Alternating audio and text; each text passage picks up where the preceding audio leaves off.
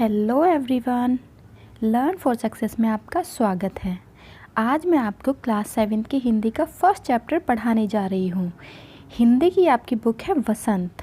वसंत में आपके बहुत से चैप्टर हैं जिनमें कुछ कविताएं हैं तो कुछ कहानियाँ भी हैं, मतलब गद्य और पद्य दोनों विधाएं हैं। तो चलिए पहले समझते हैं कि गद्य और पद्य क्या होता है। हमारा हिंदी साहित्य दो पार्ट में डिवाइड है, गद्य साहित्य और पद्य साहित्य, या कह सकते हैं कि पहला गद्य और दूसरा काव्य, जो हम एकदम सिंपल भाषा में लिखते हैं। जैसे हमारी कहानी हो गई, हमारे निबंध हो गए, एकांकी हो गई, उपन्यास हो गए और न्यूज़पेपर जो हम सब पढ़ते हैं, ये सभी चीज़ें हमारी गद्य साहित्य में आती हैं। दूसरा होता है हमारा पद्य साहित्य, मतलब काव्य, जहाँ पर हम दोहें, चौपाइयाँ, कविताएं वगैरह सब चीज़ें पढ़ते हैं और सबको लय में गाते हैं। ये सभी हमारी पद्य साहित्य में आती हैं। इजी वे में समझिए कि जिन लाइनों को हम गा कर पढ़ सके, है ना, बहुत अच्छे से लय में पढ़ते हैं, वो सब हमारी किसमें, पद्य विधा में आती है।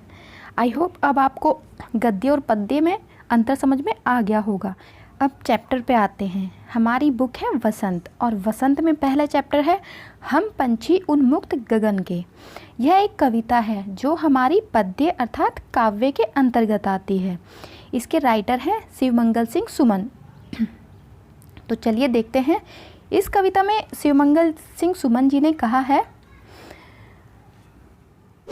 हम पंछी उन्मुक्त गगन के पिंजरबद्ध न गा पाएंगे, कनक तीलियों से टकराकर पुलकित पंख टूट जाएंगे।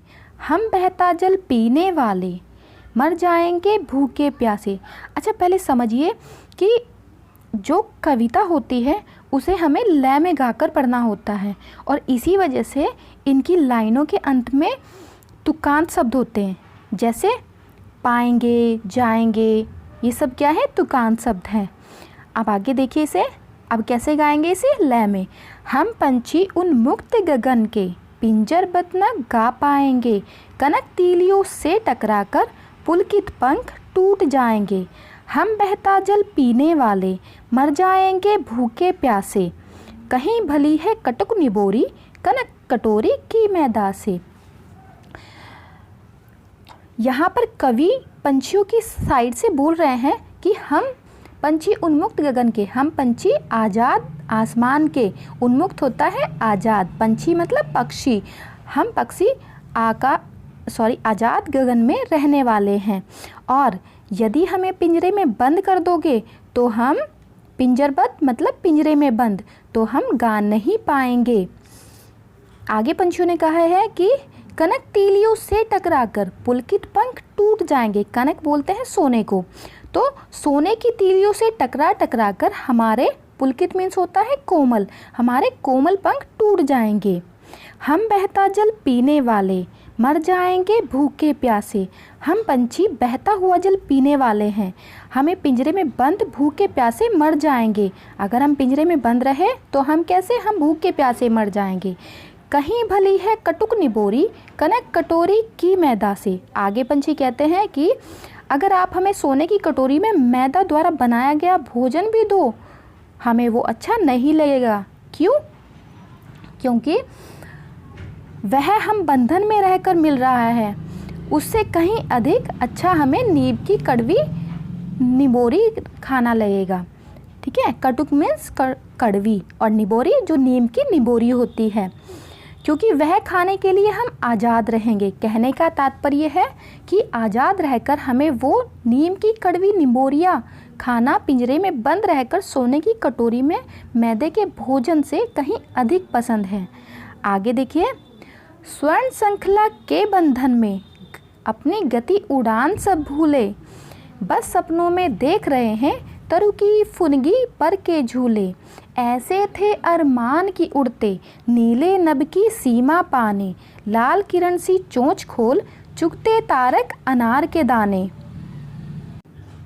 स्वर्ण श्रृंखला मतलब सोने का पिंजरा, तरु मीन्स होता है पेड़, और फुनगी जो पेड़ की सबसे ऊपर की टहनियाँ होती है हमारी, जो ऊपर की कोंपलें होती है, उन्हें कहते हैं। ठीक है, तो देखिए, स्वर्ण श्रृंखला के बंधन में अपनी गति उड़ान सब भूले। कवि ने इस कविता में इन पंक्तियों में पिंजरे में बंद पंछियों के दुख दर्द को दिखाया है। पिंजरे में बंद रहते रहते बेचारे पक्षी अपनी उड़ने की कला और तेज उड़ना भूल चुके हैं।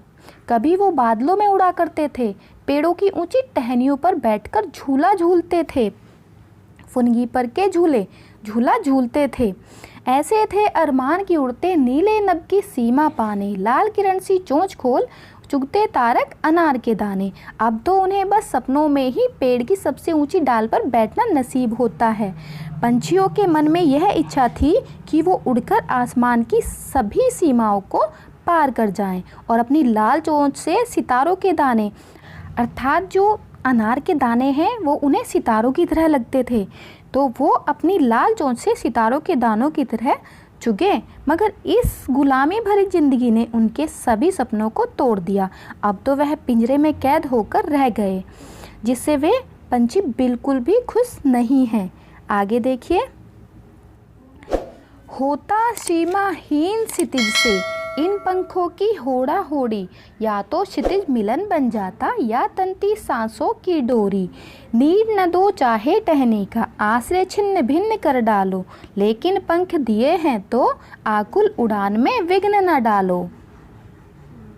सीमाहीन मतलब अंतहीन। क्षितिज किसे कहते हैं? क्षितिज बोलते हैं आसमान और धरती का मिलन, जो कि वास्तव में होता नहीं है, लेकिन हम कहीं से दूर देखते हैं तो हमें कैसा लगता है, जैसे आसमान और धरती एक जगह मिल रही हो, लेकिन वो क्या है, वो सब काल्पनिक होता है। हम जितना दूर बढ़ते जाएंगे, उसके नज़दीक जाएंगे, उतना ही वो हमसे दूर होता जाएगा, क्योंकि क्षितिज कुछ होता ही नहीं है ना।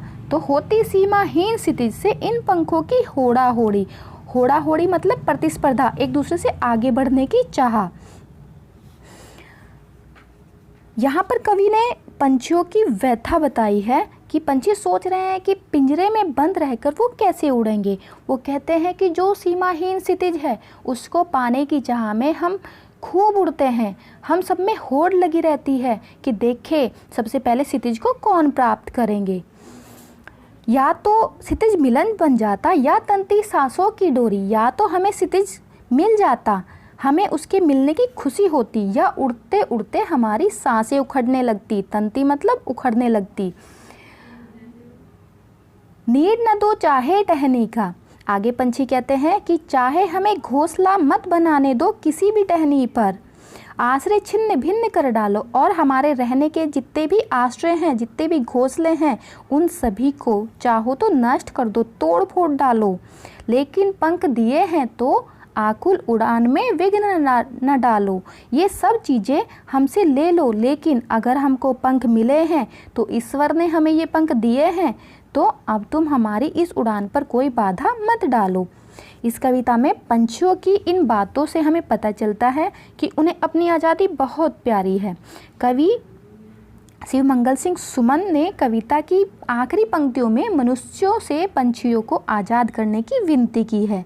तो ये हमारी कहानी थी। आई होप आप सबको बहुत अच्छे से समझ में आ गई होगी। अगर आपको ये अच्छी लगी तो प्लीज़ मेरा चैनल सब्सक्राइब कीजिए और लाइक कीजिए और शेयर कीजिए। Thanks for watching my video.